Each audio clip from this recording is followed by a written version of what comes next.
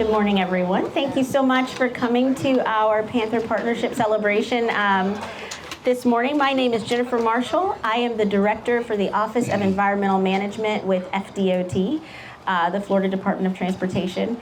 And I just have to tell y'all, I am so super excited. First of all, we're out in nature. We're having a moment to breathe and to celebrate some really good work that a lot of great people have put in a lot of time and effort into. And we're so excited to have had the opportunity today to share with our agency partners, both state and federal, as well as our non-governmental organization partners, academic partners, and nonprofit partners in the creation of this once-in-a-lifetime Panther Conservation Plan. I think there's probably some people under the tent here that are early in their careers, and I think by the end of your career, we'll have breeding panthers north of Orlando.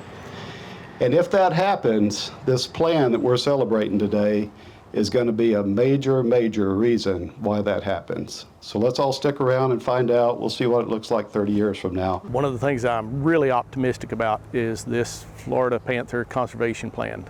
Florida Department of Transportation has really embraced their role in the future of the Florida Panther, and I'm excited about what can happen.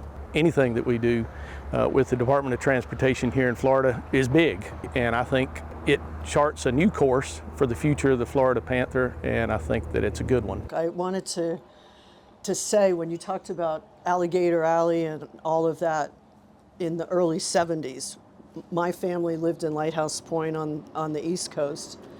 I remember driving across State Road 84, and it was a scary road. And we would pull over and collect apple snails, which probably wasn't very bright at the time, but that's what we did.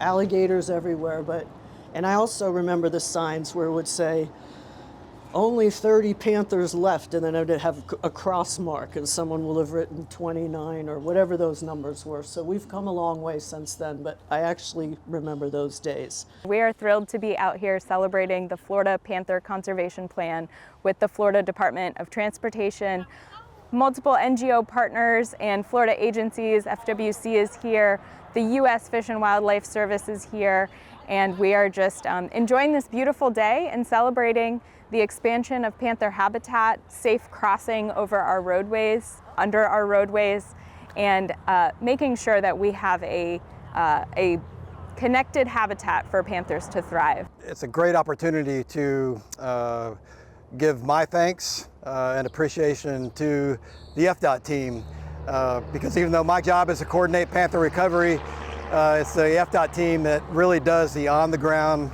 recovery for the Florida Panther. And the Florida Panther has made some tremendous strides in recovery over the past couple decades. Most recently, the documentation of female panthers and breeding north of the Caloosahatchee River.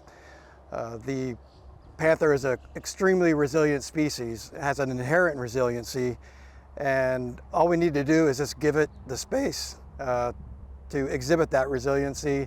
And having areas to cross highways safely is probably one of the most important things that we need to advance panther recovery, and that has advanced panther recovery to date. And FDOT deserves a tremendous amount of respect and appreciation for their effort. So I'm really excited about the signing of the Florida Panther Conservation Plan that FDOT partnered with the Florida Fish and Wildlife Conservation Commission and the U.S. Fish and Wildlife Service on. It's been a lot of years in the making. FDOT's been doing a lot of great things over the years to help support and conserve the Florida Panther and make sure that they have viable crossings and that permeability through our roadways and safe passage. And I think this plan really brings all those works together, compiles it, and then sets the stage for us for the future. I was kind of hoping we could see panthers breeding north of I-4 sooner than 30 years with some of the innovative planning that's going on and so forth. And I think it was Chris Belden who once said years and years ago that if panthers can get across I-4, they'll do the rest. They'll take themselves right back into the southeast and all that. I am very, very glad to see this Panther Conservation Plan. I did a kind of a quick check with my colleagues. I have colleagues across the country working on transportation. And as far as we know, this is the first of its kind plan where a transportation agency has partnered with a federal and state natural resource agency to produce a specific plan for an endangered species. There are corridor plans and there are other types of plans across the country, but as far as we know, this is the first of its kind, and very proud to be part of this and to help see it implemented. You know, Larry Williams mentioned it earlier about, you know, having within the next 30 years, having a population of Florida Panthers north of I-4. And so, you know, I'm excited for that goal. I think it's achievable. You know, we've already got, you know, females north of the river, which we hadn't had in a number of years, and now we've got those. And so there's a number of wildlife crossings we're working on, and I'm really excited for how this plan is going to come together to, you know, fulfill those obligations and make sure we get the, you know, help promote the longevity of the Florida Panther. But all of those things that we do could not happen without the service, without FDOT, without the partners, the NGOs, the Defenders of Wildlife, Conservancy of Southwest Florida, et cetera.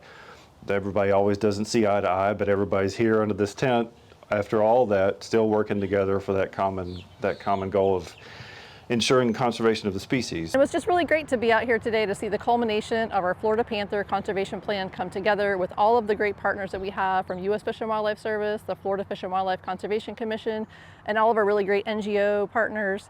It was great to get to tour the wildlife crossings and to hear just all the really great things that are coming up that we are excited about with the Panther Conservation Plan, all the different conservation measures that we have, some of the funding that we're being able to provide for new crossings, as well as some of the research that we're going to get to fund for the U.S. Fish and Wildlife Service. So it was just a really great day and enjoyed our time out here. Moving forward, our office has been able, the Office of Environmental Management out of Tallahassee, we've been able to provide District 1 with $3.5 million in fiscal year 25 to fill in funding gaps for some of their initiatives. We're still actively working with Dr. Dan Smith at the University of Florida to continue his support and potentially expand it.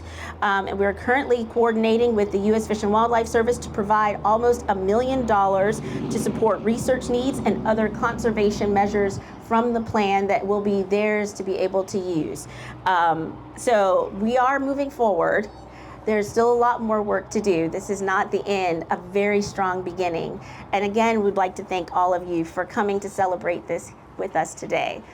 I just think this is a wonderful, wonderful plan, and Florida, you know, we are so ahead of other states in terms of planning. There are such talented people working on this, and as we know, with partners, we can make a lot of things happen. So I'm glad to be part of this.